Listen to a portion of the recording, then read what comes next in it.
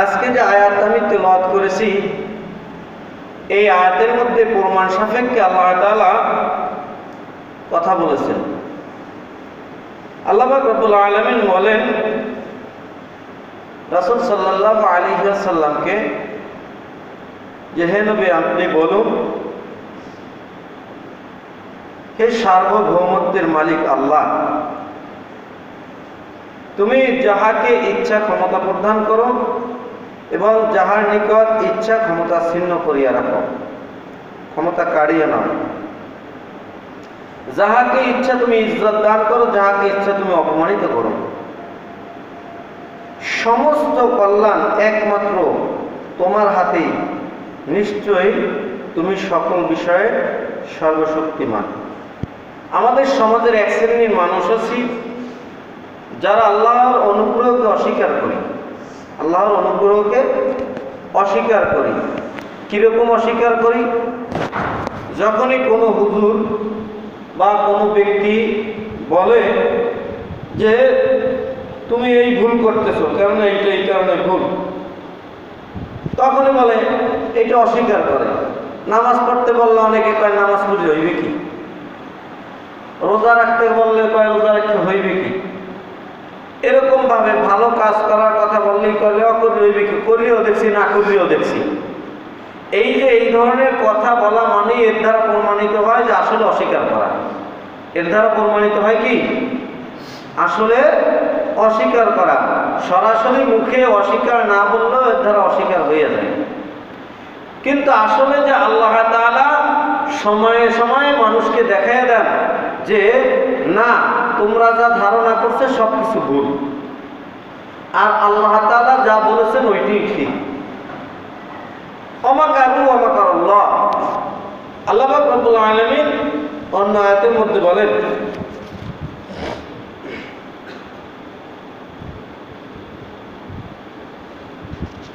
যে ওমাকারু ওমাকারাল্লাহ, আল্লাহর অনেক কঠোরতা, আল্লাহর ধরা অনেক শক্ত, অনেক শক্ত। কত শক্ত সেটা আল্লাহ তাআলা ছাড়া কেউই জানে না।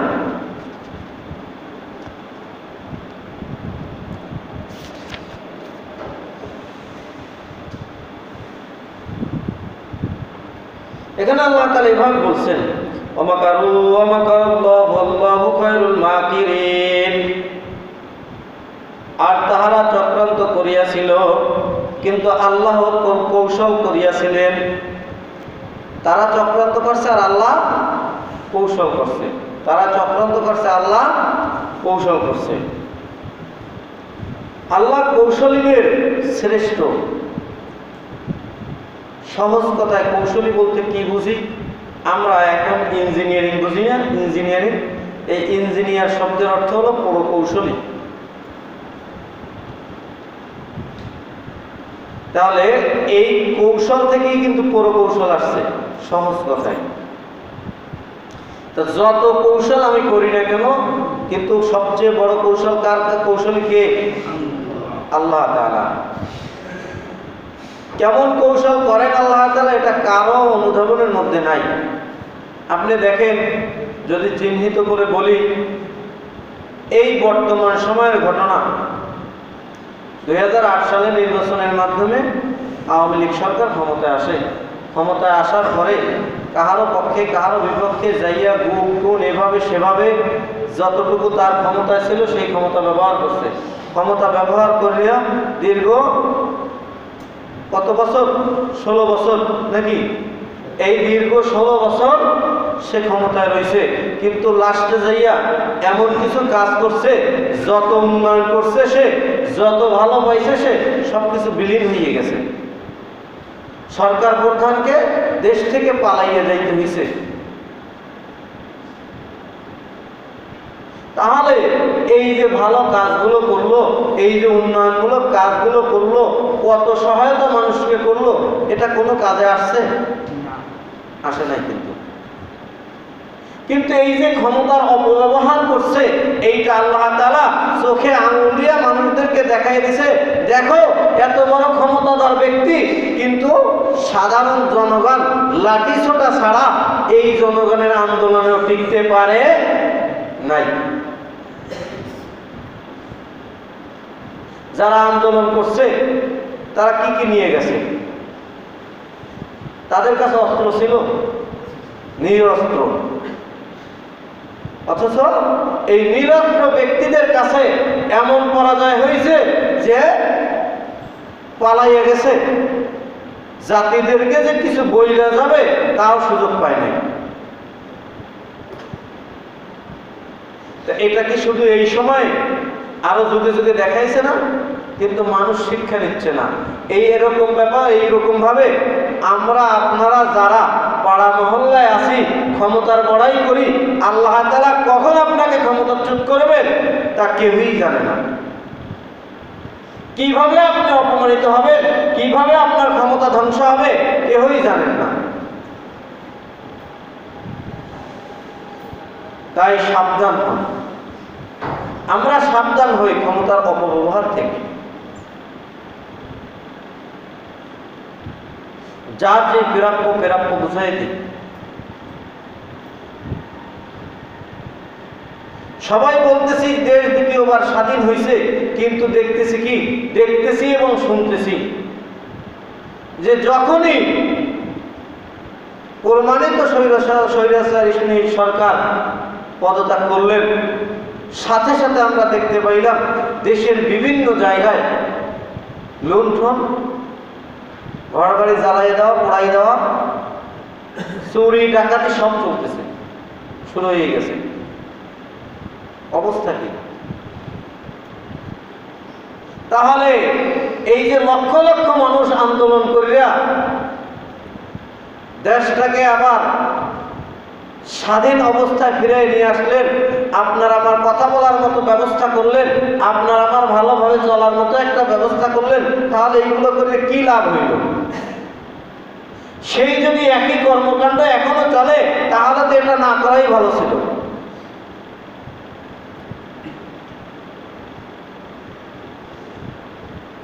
এই দেশ কার? এই দেশ আপনার, এই দেশের সম্পদও আপনার। আপনার সম্পদ রক্ষা করার দায়িত্বও আপনার। আমার সম্পদ আমি রক্ষা করবো না, করবে আরেকজনে।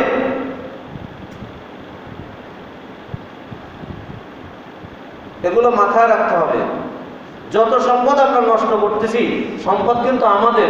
নষ্ট হলে আমাদের দেশেরটাই হচ্ছে যে হুজুর কিরকম হচ্ছে, বলতে পারেন যে হুজুর কিরকম হচ্ছে। কিরকম হচ্ছে আপনি একটা জিনিস চিন্তা করেন। উদাহরণস্বরূপ আপনি একটা বিল্ডিং পুরাই ভাঙিয়ে ফেললেন। কি বলতেছি? একটা বিল্ডিং ভাঙিয়ে ফেললেন। ওই বিল্ডিংটা তো টাকা দিয়ে করা হয়েছে। ওইটা কি এই দেশের টাকা না বাইরের দেশের টাকা? কোথার টাকা খরচ হয়েছে? এই দেশের টাকাই খরচ হয়েছে। ওইখানে আপনি বিল্ডিং করেন আর আরেকজনে করুন, ওইখানে আবার টাকা খরচ করে করতে হবে না? তাহলে যেই টাকাটা আবার নতুন করে খরচ হচ্ছে, তাহলে দেশের টাকা নষ্ট হচ্ছে না বাইরের দেশের টাকা নষ্ট হচ্ছে? একটু হিসাব করে দেখেন। পোড়ায় দিচ্ছেন, জ্বালায় দিচ্ছেন, এই দেশের সম্পত্তি নষ্ট করতেছেন। তাদের ক্ষমতা ছিল, তারা ক্ষমতার অপব্যবহার করছে, আপনি তাদের থেকে নিয়ে আসছেন, ভালো কথা, কিন্তু নষ্ট করেন না জিনিসগুলো। এই নষ্ট করা থেকে বিরত থাকেন। লুটপাট করলেন না। লুটপাট কিন্তু খুব খারাপ জিনিস।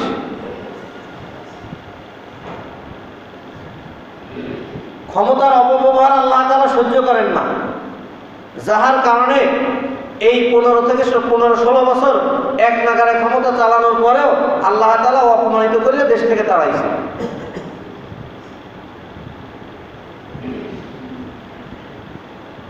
কথা কি বুঝতে পারলাম? এটা সকলের জন্য, এটা সকলের জন্য। কারণ আপনারা কোরআনে নমরুদের ইতিহাস পড়ছেন, ফেরাউনের ইতিহাস পড়ছেন, আবু জাহেলের ইতিহাস পড়ছেন, একেবারে সেই হাবিল কাবিল থেকে নিয়ে মানুষ সৃষ্টি লগ্ন থেকে শয়তানরা কি করছে, সব অপকর্ম কোরআনে করতেছেন, সব অপকর্মের জবাব কোরআনে করতেছেন, অথচ আমলে আনতেছেন না। এইগুলো আমলে আনার চেষ্টা করেন। ক্ষমতার অপব্যবহার থেকে সবাই নিরাপদ থাকে। এই ক্ষমতা কেউ দেখায় কি 2 জন কর্মচারী আছে নিজের অধীনে ওই কর্মচারীর উপর, কেউ দেখায় কি নিকটস্থ আত্মীয় স্বজন আছে তাদের হক নষ্ট করিয়া, ভাইয়ের হক নষ্ট করে, বোনের হক নষ্ট করে, ছেলের হক নষ্ট করে, মেয়ের হক নষ্ট করে, মা বাবার হক নষ্ট করে। অনেকে খালি কিছু মানুষ আছে কি মা বাবার কথা শুনলেই কান্না করে, কয় কি আমার ছেলেরা আমার দেখে না, আমার ছেলেরা আমার ভালো জানে না, খাবার দেয় না, খরচ দেয় না। আপনার ছেলের হক আপনি আদায় করছেন? একটু চিন্তা করে দেখবেন তো। আপনার ছেলেকে যে শিক্ষা দিচ্ছেন তা আপনি আদায় করছেন? কি শিক্ষা দিচ্ছেন আপনি? দেশ আপনার স্বাধীন হয়েছে, এই দেশ 3 বার, কয়বার? 3 বার। প্রথমত 1947 সাল ধর্মের ভিত্তিতে দেশ ভাগ হয়েছে। কিসের ভিত্তিতে? ধর্মের ভিত্তিতে দেশ ভাগ হয়েছে। কোথায় সেই ধর্ম? এই যে এইখানে মুসল্লিরা আছেন, কতজন কোরআন পড়তে পারেন? ওযু করতে কয়টা ফরজ, এই ফরজগুলো সঠিকভাবে কয়জনে জানেন? ওযু ভঙ্গ হয় কিসে, এটা কয়জনে জানেন? নামাজ ভঙ্গ হয় কিসে, এটা কয়জনে জানেন?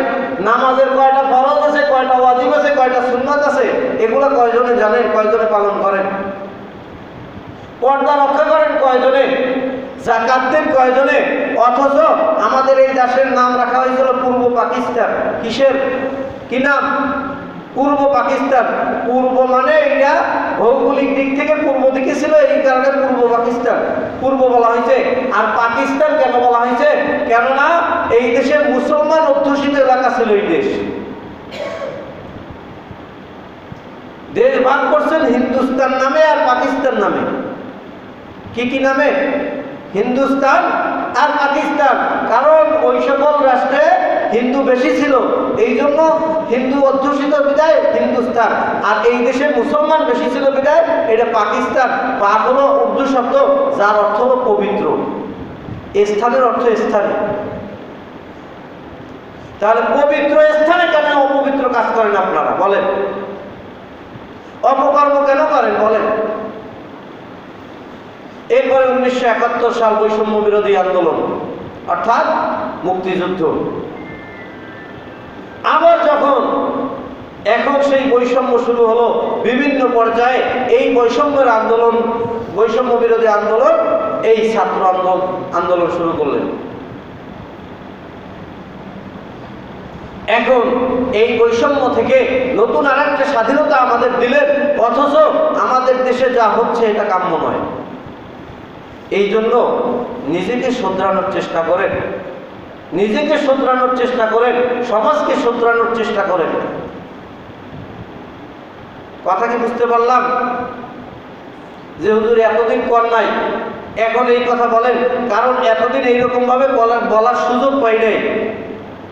আর এই ছাত্র আন্দোলনের মাধ্যমে আমাদেরকে বলার সুযোগ করে দেওয়া হয়েছে। এইটাই হলো স্বাধীনতা। কেউ অপরাধ করলে ওই অপরাধ দমন করার দায়িত্ব আপনাদের।